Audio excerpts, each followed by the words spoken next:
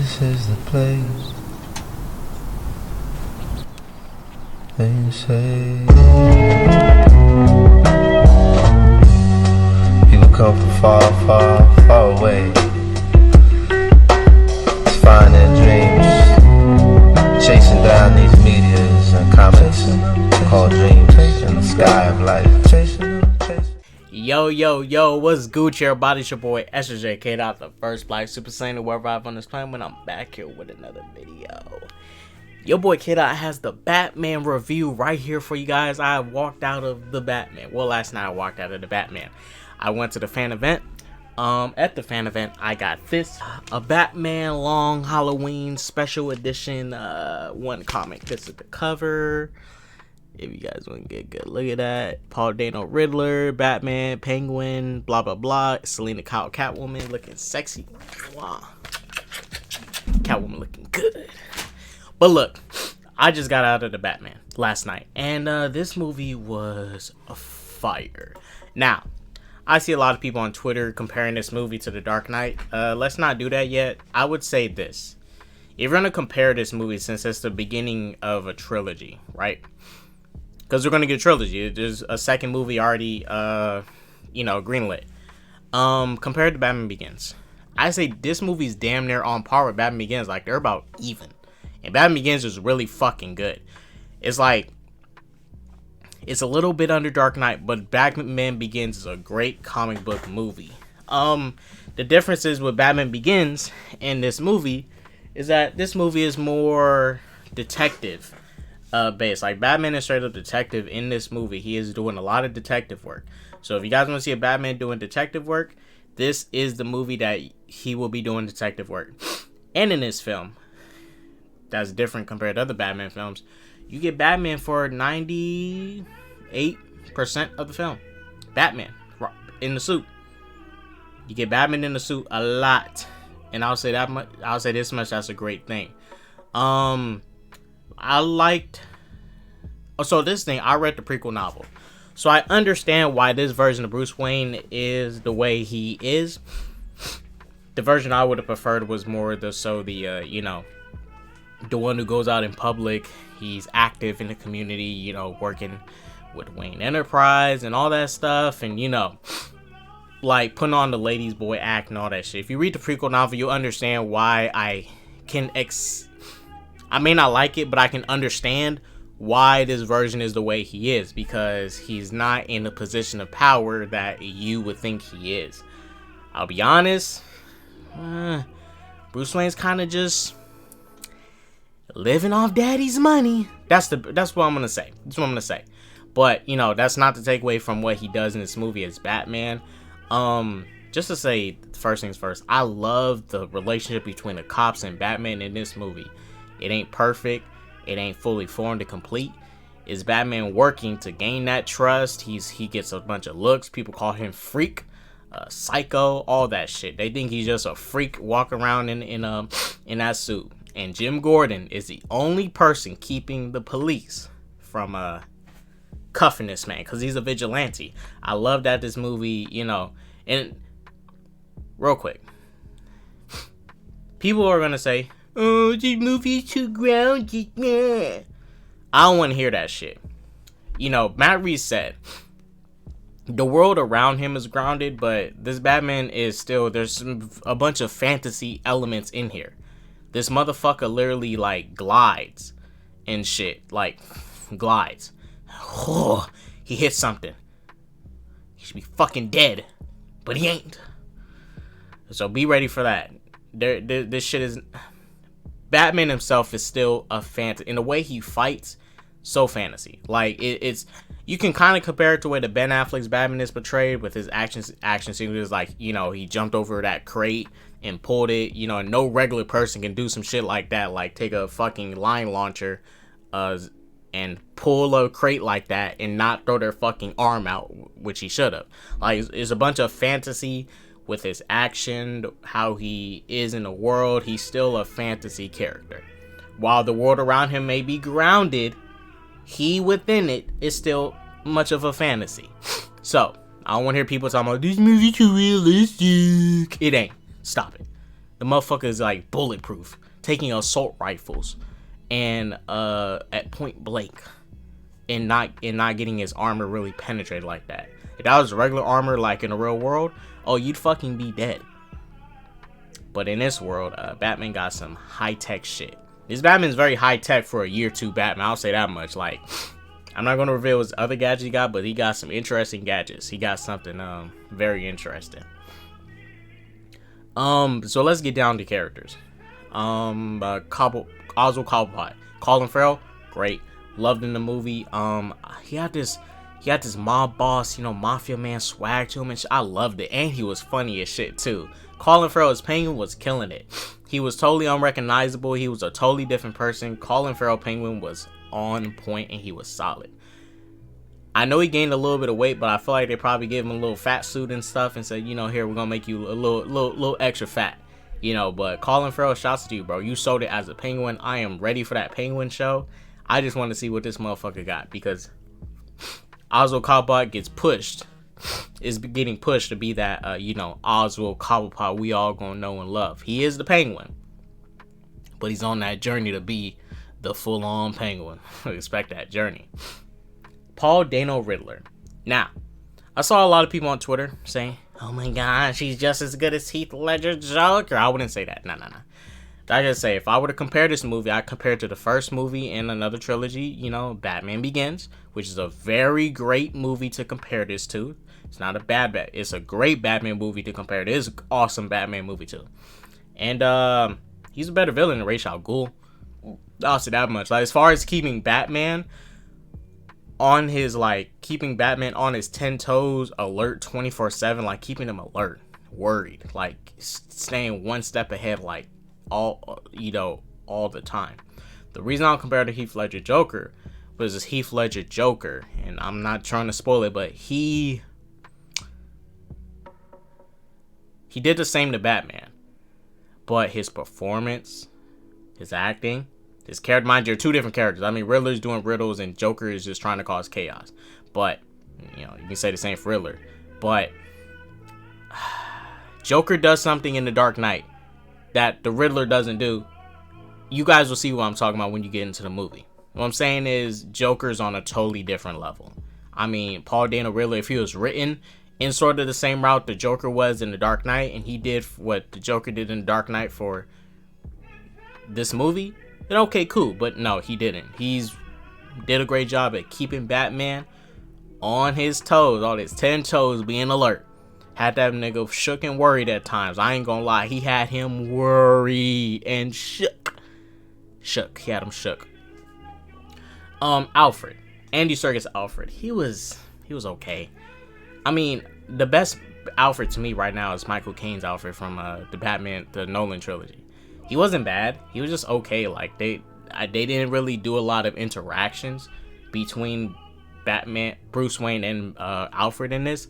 But when Alfred did talk to Bruce Wayne, he did talk a lot about, Bruce doing more, continuing the family legacy, like not just focusing on, this stuff here with the Batman, like try to do both or try to do this, but uphold the family reputation. And Bruce gonna say some stuff. I'm not gonna say what he gonna say, but man, he says some stuff like Alfred, get that shit out of here. But Bruce and Alfred still have they don't have a toxic weird relationship going on. Alfred still helps out Bruce in this movie, and they still have it feels like an uncle and nephew that's how I look. It's like an uncle and nephew relationship. Alfred is almost like a father figure to Bruce, but Alfred is going to acknowledge in this movie that he really can't be that. But it's like an uncle and nephew relationship. This Alfred in this movie, Andy Serkis, he was fine. He was okay. We're going to get more of him, but, I'm just like, he was okay. He was really just okay. Zoe Kravitz, Catwoman. Whew, she was sexy. She was so seducing. But what I liked about her Catwoman was that she had a lot of good in her. She wanted to, Catwoman has her own motivations in this movie, and Batman has his own motivations. But both their missions align with one another to stop this problem, which is the Riddler. So Selena Kyle and Batman overall, they're gonna start to, develop something. Develop something. But also Batman starts to help her see slowly in the movie, like helps her see the, helps her try to be better than what she is. Like he's trying to teach her that you can be way better than this, what you're doing. We know what Selena Kyle Catwoman does. He's trying to help push her to be better. And there's gonna be moments in this film where Selena Kyle Catwoman is gonna get in Batman's shit, like, you ain't no better than me, like all that stuff. Like she is not going to just be in a back burner and take all the bullshit Batman says. Like, Bruce in this movie, he can act high and mighty with the way he speaks, but he's gonna get checked. Just don't make that clear. He ain't finna be acting high and mighty and stuff. Like, he's gonna get checked and get humbled in this movie with how he acts as Batman and stuff. And his whole thing of vengeance, right? He goes out and punishes people with vengeance. I'm vengeance. A lot of people don't fear vengeance. I'll say that much. A lot of people don't fear vengeance like the way they do. But some of these motherfuckers in this movie, they fear vengeance. And when Robert Pattinson Batman gets introduced in this movie, man, it is epic. I'll tell y'all this much. The sound quality in this movie, the sound crew who worked on this movie, when Robert Pattinson Batman boots hit the ground, go doom, doom, doom. It's like a motherfucking elephant stomping on the ground. Doom, doom, doom, doom, doom, doom. This, whenever he walks, you feel that tension. You feel the fear. You fear vengeance is coming, bruh. That's how he walks. Vengeance is literally coming. He's walking. Doom, doom. Like, you fucking hear the sounds. When Batman punches someone in this movie, the sound quality of this movie, and depending on if we're watching Dolby IMAX or IMAX, you feel that shit. You feel him get hurt, and you feel him hurting them criminals. And that shit felt, oh, damn. I felt like I was getting punched by Batman. Like, damn. But you guys, when I was sitting in the theater watching this film, I was giddy. People clapped in my theater 3 times for 3 specific moments. 3 specific moments. People in my theater was clapping, not cheering, going like, ah, not doing backflips and all that shit, but clapping like, yeah, like good moments of clap, like, yeah. And them trailers didn't spoil nothing. Them trailers didn't spoil shit. Them trailers ain't spoil shit, bruh. They may have showed a lot, but they ain't show a lot. Yeah, I just say they ain't show that much. Cool. And that the ending. This is why I can't give it to this movie yet, because it's something you gotta build up to. But this movie did something in there, a powerful ending. I think The Dark Knight had a more powerful ending in this movie with Gordon narrating all of that stuff. Gordon's son coming out talking about, but Dad, he didn't do nothing wrong. Yeah, he didn't. But he'll keep running. He'll keep running. I was like, oh my god! But this ending in this movie here, not trying to say is weaker or better than Dark Knight, because I'm not trying to compare this movie to Dark Knight. I'll compare this movie to Batman Begins. I'll go there with people. But the ending in this movie, the final act, the ending sequence, that shit is powerful. It's powerful. Because the whole thing about this movie is Batman, Bruce, is constantly thinking in his head, am I doing enough? Could there be more I am doing? And he gets challenged by multiple people on what more things he can do as Batman. And all of it's gonna sync up in the end, and man, bro, that shit was woo! Like the relationship with the cops, the relationship with the public, and even the criminals. Like, bruh, it's like all of it gets story development, and I like that shit. And this is why I especially love about this movie. This movie stands alone. You don't really need a sequel to this movie. You don't. This movie could have been one and done and moved on. Sure, it sets up stuff. Really just sets up like one thing. When I get to my spoiler review, I'll talk about that one thing it sets up. I was like, this nigga again. Pick another person. God damn. Pick another person. But, they're setting up something. I'm not finna say what it is, but it's like, pick another person for this situation. Like, come on, we seen this multiple times. Set up a new person. I'm not gonna say what it is, what this person is. I'm not gonna say what type of person they are, how they stand in the story. But they set up somebody that's like, come on, we already seen this motherfucker multiple times. Do somebody else. Shit. It's that type of thing. But next, guys, this movie was great. Seeing Robert Pattinson walk around that suit more, I'm starting to appreciate it. The cowl still looks ugly from the side. When I say from the side, I mean this. Like, when you look at it from the side, it don't look that good. But when you look at it from the front, oh, that cowl looks great. The cowl looks great from the front. You see right here? Looks great from the front. When you look at it from the side, big ass forehead and shit. Nah. But you guys, this movie was great. Acting on point. Oh, Commissioner Gordon, Jeffrey Wright. Now, I said this many times. Jeffrey Wright, he don't look like Commissioner Gordon, but he did a damn good Commissioner Gordon. He did solid. He don't look like Commissioner Gordon, but he did a great job as this version of Commissioner Gordon. He did great. Character-wise, he did great. He did a great Commissioner Gordon. Character-wise, he did a great Commissioner Gordon. I loved it. I thought he was solid. Carmine Falcone, John Turturro. Matt Reeves picked a solid actor to play Carmine Falcone. If you need to get a mob boss, a modern day mob boss, get John Turturro. He's that dude you get to play Carmine Falcone. John Turturro was great in this movie. There's a twist with him. Be on lookout. Ooh, shit. They don't play no games with these twists and this shit.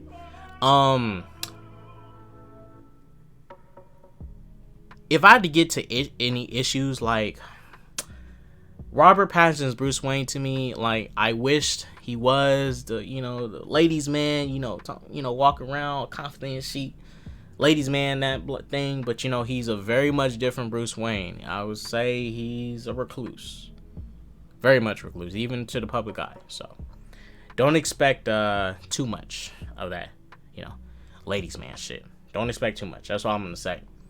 What other issues? Oh, another. Now I can say, guys, I probably gonna have 2 issues with this movie. At times this movie, right?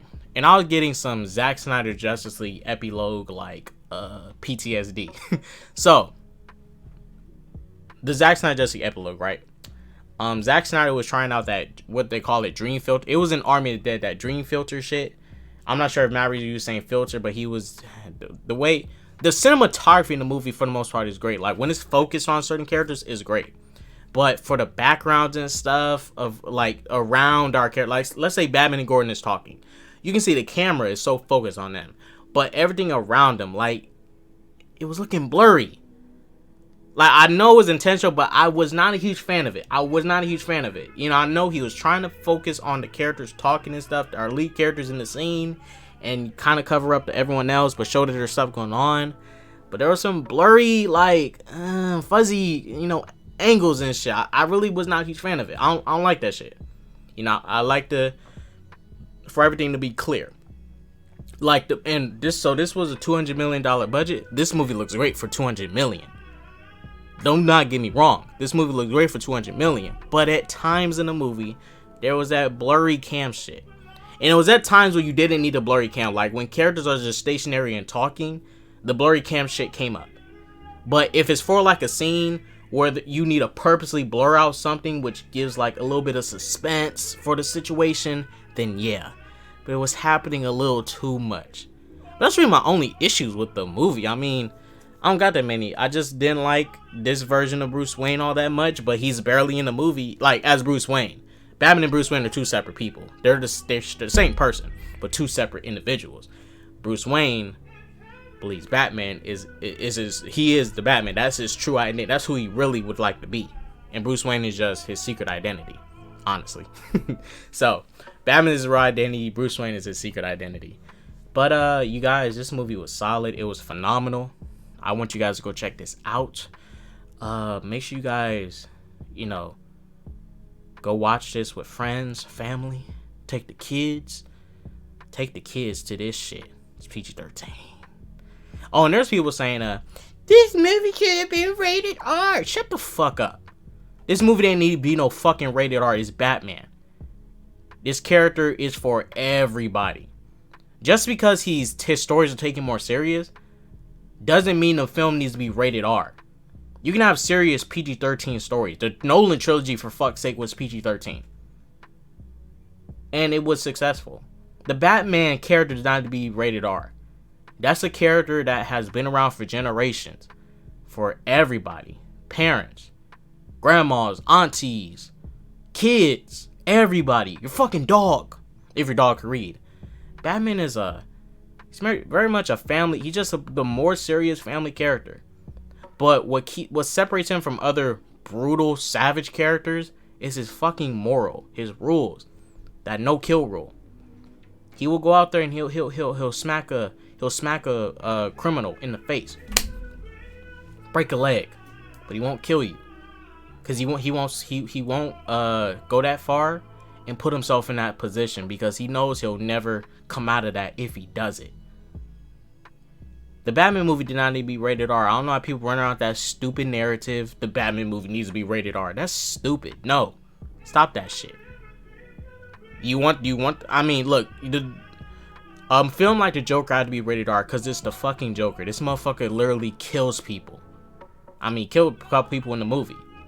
Yeah, you should make him rated R. Like, Joker does some brutal kills on people, tortures people, kills people. Shit, he'll blow up a children's hospital just to piss off Batman. Of course you make that movie rated R, because that Joker is a bloody, brutal character. Batman isn't. He's brutal. He's a savage. But he ain't gonna kill you. He ain't gonna take a knife and stab you in the neck. He ain't that brutal. He may break a hand, break your wrist, but he ain't gonna put you in he ain't gonna put you 6 feet under. So no, Batman, this movie did not be rated R. This was a hard PG-13 like the Nolan trilogy. And it was great. It was a detective story. It was a thriller. There was a whole bunch of suspense, a bunch of horror elements in the movie. And man, I'll just tell y'all this much: that Batmobile chase, that Batmobile chase was even better in the movie. That trailer didn't spoil shit about that Batmobile chase.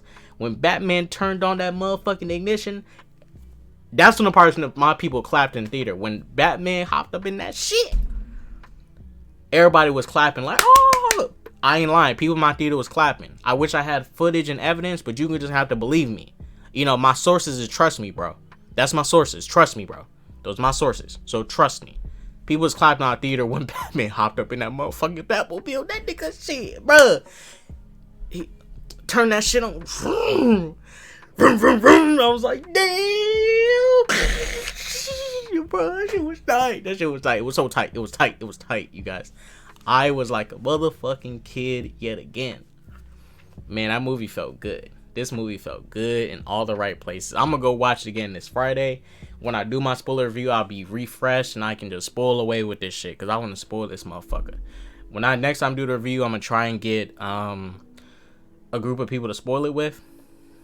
And when that happens, expect an epic spoiler review. Expect it. But look, I'm about to bounce up out of here. Hope you guys have a very great day. Go to that peace, love, positive, and all that jazz. Don't do drugs. It is motherfucking Batman Day. It's Batman week. All you niggas who been downplaying oh, look, real quick before I go. All you niggas who been they know who they are. A specific fandom within DC. Downplaying Batman like, the Batman movie ain't gonna be that good. Make the Batfleck movie.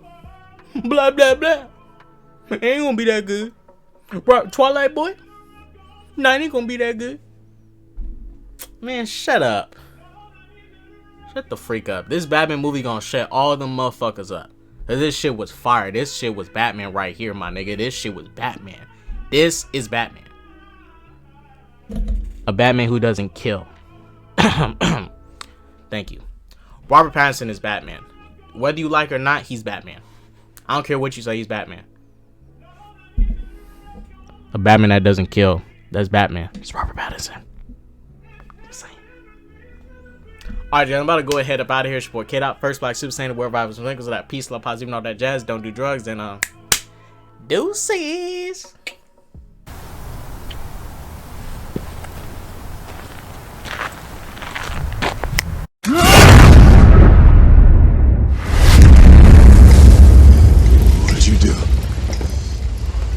What did you do?